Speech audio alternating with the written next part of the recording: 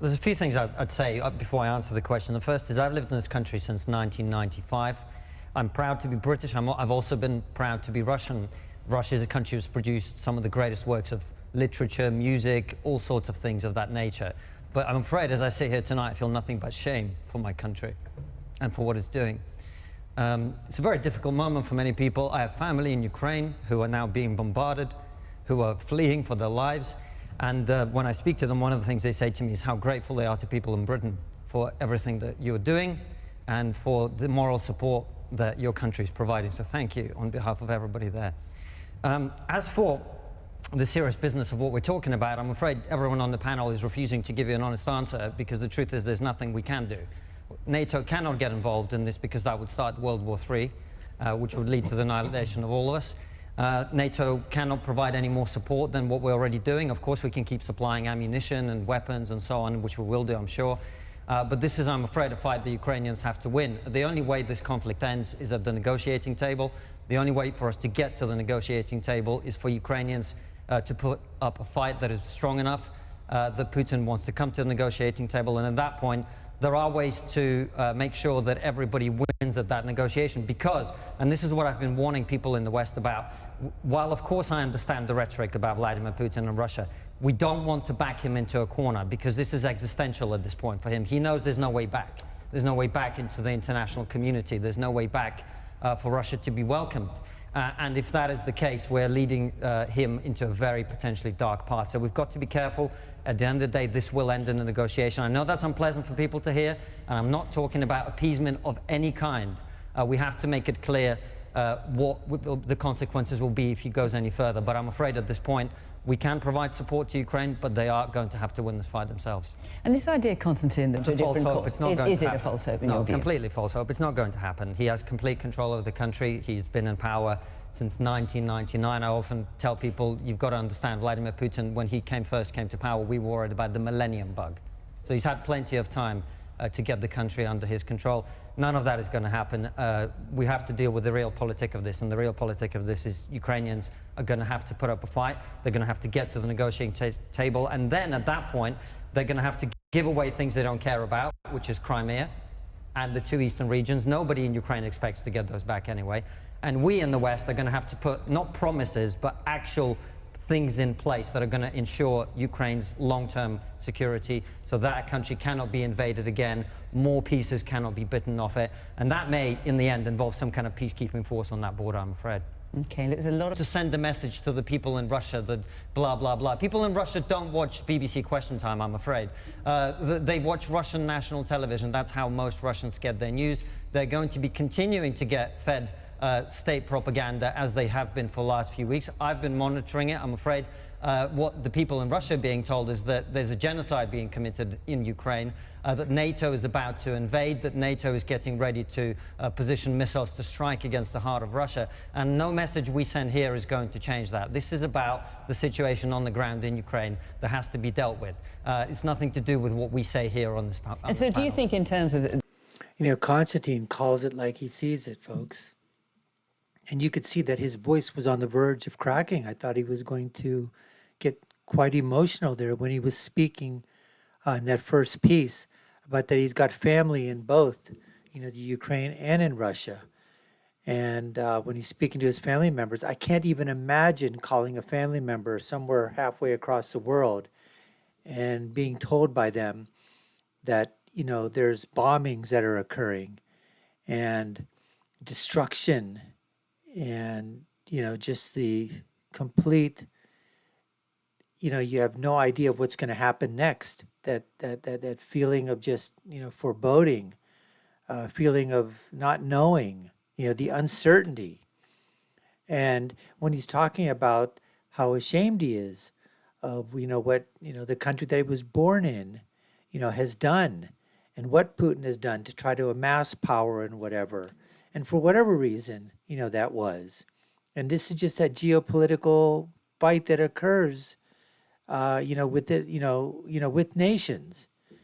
And, you know, Russia feeling that, you know, Crimea was a part of Russia, that Ukraine was a part of Russia. And there are Russians in the Ukraine who feel that Ukraine should be a part of what we call, you know, Mother Russia. But as Konstantin is telling these, group of other panelists, look, what you're saying is not going to work. You guys aren't telling the truth here.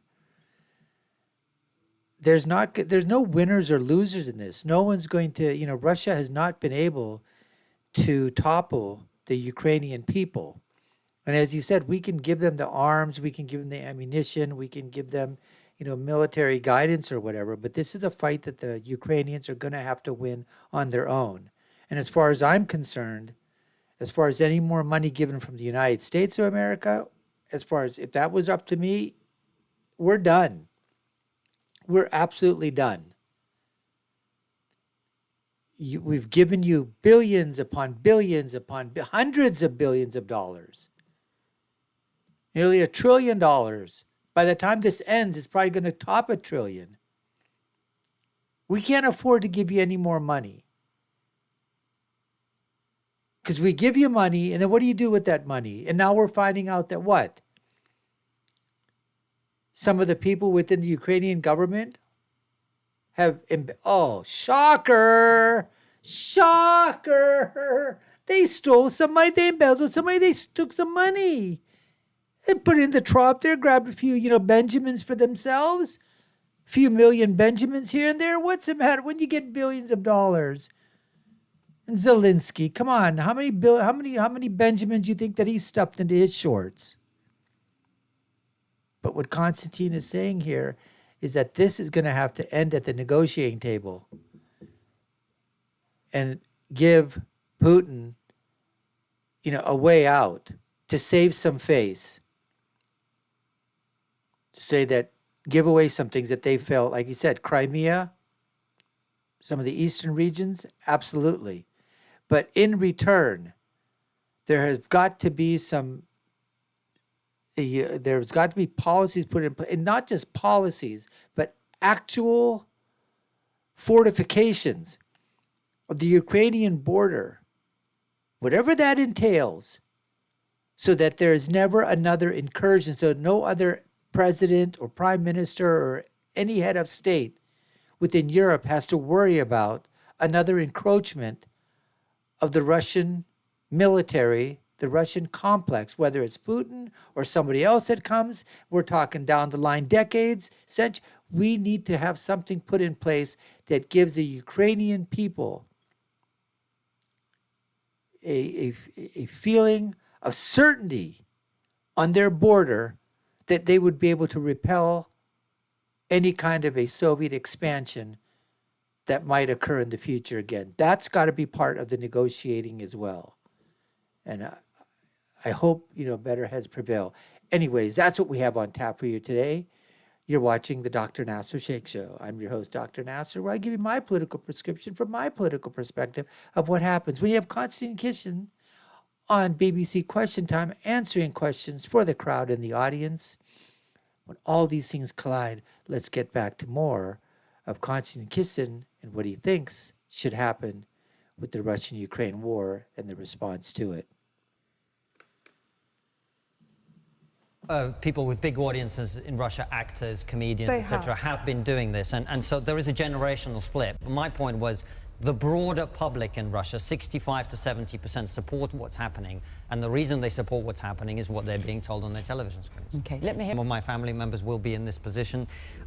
Those who are going to be unsafe in neighboring countries, those who have family links perhaps with the UK, I think should be allowed to come. But I think in terms of the number of people who are going to be fleeing war, the best place to provide support for them is near the border of Ukraine in Poland, and the Polish people have been incredibly generous. And we can be generous to provide finance and other things in place to support people locally, because not every Ukrainian wants to come to the UK. Quite a lot of them would love to come back to Ukraine once this is hopefully over. So I think we've got to have a calibrated response. Just saying we must throw the borders open to anyone who wants to come isn't going to solve the problem. And by the way, given that we've had 20 years of very large levels of immigration into this country, it will create problems domestically. It will disrupt the fabric of our society, as people have made that point. So I think we've got to make sure that we provide everything we possibly can to people who need it, but that does not necessarily have to be done by bringing people here in huge numbers. There's a way to deal with this locally, and that will be better for the people who we're talking about. Can I? 100%. Of You think course, he would? if pushed, yeah, if he feels that his life is on the line, of course he'll use nuclear weapons. So, if he felt the war in Ukraine was not going his way, do you think he would And use NATO nuclear got weapons? involved, yeah. I think there would be people who may try to stop him. Whether they're successful or not is a different question. But you will know with your time in Russia that human life has a very different value in Russia than it does in the West, I'm afraid. And so the rationale for making these decisions is different. And what do you mean by that? The Russian attitude to human life is that it's less valuable, individual is less sacrosanct. If you look at, the history of Russia, I was actually interviewing a British historian about this today, and he made the point that if you go to the memorial to Soviet soldiers in Berlin, these are people who defeated Nazis, and these are great heroes. They're buried in mass graves. They didn't even have the dignity of being buried in their own grave. That is the attitude historically. That's how it's always been. And this is one of the things I'm afraid people in the West really don't understand, and I think you probably do a little bit, is people in that part of the world have a very different moral framework for making these decisions. But using nuclear weapons is also a self-destruct button, isn't it? Because it doesn't stop there. But the question was if pushed. Yes, right? but what you're saying is that leaders in Russia have been cavalier with human life of their foot soldiers. I agree, in history that's happened. But if they're thinking about their own survival, to use a nuclear weapon is not a very good strategy to survive. That's where you have to worry, is he rational now or not? Quite. Okay. The man there on the grid. For nuclear weapons But in if the he world. had nuclear weapons and Scotland didn't, and independent Scotland didn't, An would you independent feel Scotland will safer? not have nuclear Sure. weapons. Would you feel safer or less safe if I- Putin was I'm saying the just- things he's saying now? Yeah, I'm sure that we would feel. This lady is just absolutely retarded. A deputy leader there. And she's basically saying that Scotland will not have nuclear weapons. Scotland will not have nuclear weapons. It's okay for enemies to have nuclear weapons, but Scotland? Beam me up, Scotty, to the Looney Tunes place. This lady is just absolutely off her rocker. This is just one of those, again, she finished polishing her halo in the morning, making it nice, bright, and shiny, ready to go with her VS intact. Virtue signaling, folks. That's right.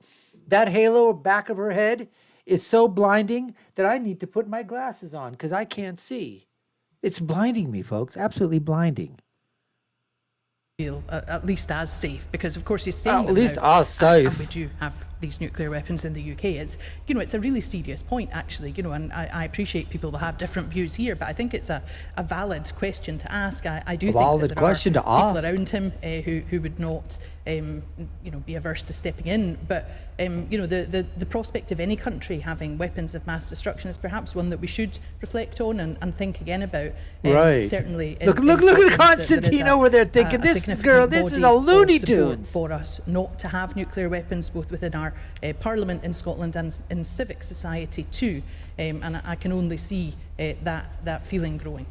No, you can't see that feeling growing. It's growing in your belly, but you're fat. Nuclear weapon, but it's for the people of Scotland. But the idea that in a world where we have nuclear weapons, that we would try and put the toothpaste back in the tube where it's not going to go is absolutely asinine. And the idea that we would stop Yes. being able to defend ourselves by having a deterrent in a world where people like Xi Jinping and Vladimir Putin have nuclear weapons is completely absurd. It's absurd. We have to have a deterrent. Otherwise, where would Vladimir Putin's troops be today? The only reason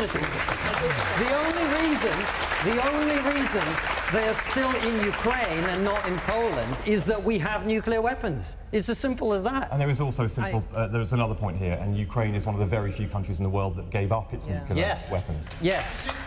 But that's, They were about the gentleman there is going to tell you that that's not right. well, had them removed. Ukraine gave up its nuclear deterrent at a whim because it signed a 1994 Ukraine. Budapest memorandum on the behest of the West. Yes. Right? And we screwed them promised over. Britain, America, to protect them, protect their boundaries, protect their sovereignty. If it gave up its nuclear weapons, it did. Right up the arse. We screwed them. No Vaseline. It gave it all up, and what have we done? We've sold them down the river. This is why the point I made at the very beginning is very important. However the situation ends up being resolved, the Ukrainian nation has to have not guarantees, not a contract not worth the paper it's written on, but actual protection from further aggression. And we are going to have a very difficult conversation about what that looks like as a country, and as I think NATO and the United States in particular, because if we don't, this will carry on. You know, folks, not only is this the poster, all right, for gluttony, for obesity, this is also the poster for people that I call SIMR. My acronym, SIMR.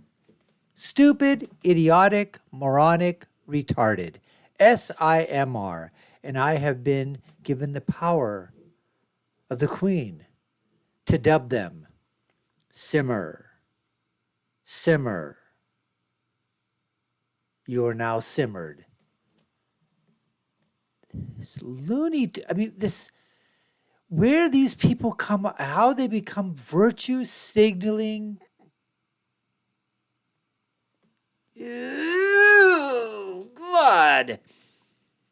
Want to say a word here, but I don't want to get thrown off the platform. I mean, it just irks me. More than irks. It's just pisses me off.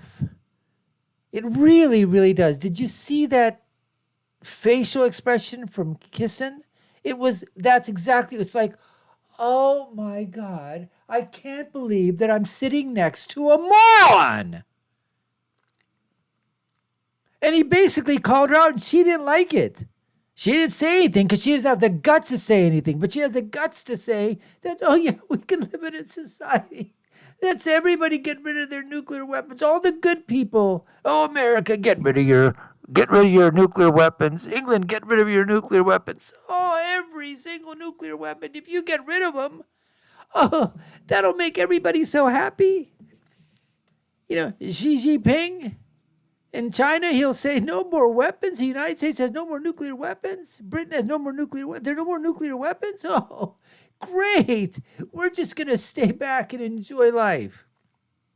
And Putin will say the same thing. That's what these people believe. And then you throw, in terms of what happened, okay, with in terms of the peace treaty that the Ukrainians signed, basically saying that we will give up our nuclear weapons, our nuclear deterrent, but if anything happens, you're going to come to our help, right, America? Right, Great Britain? Right, NATO? And Russia promised the same thing. We're not going to step in. But what happened? During the Obama monarchy, the red line, remember the red line? You come over the red line? Hey, I came over the red line. Not only did I come over the red line, I came over miles over the red line. What are you going to do about it, Bo? Break? What are you going to do, break? Took a bite out of Crimea. And a few other chunks. Didn't happen during President Trump's reign, though, for 4 years. Putin was on his leash. Yeah, that's right. Yanking back on the Putin man. These people like this, virtue signaling, these are the ones, these are the Neville Chamberlain wannabes of the world. They don't learn from history. They don't read history. They don't care about history. They're just in their own delusional little self-world, halo polishing, virtue signaling, simmerers. Stupid, idiotic, moronic retards. And with that, folks, thanks for taking the time to watch the show. You've been watching the Dr. Nasir Shaikh Show. I've been your host, Dr. Nasir. If you haven't done so already, subscribe to the channel, like, share, and follow us. You all know what to do. Until next time, folks, take care and stay safe.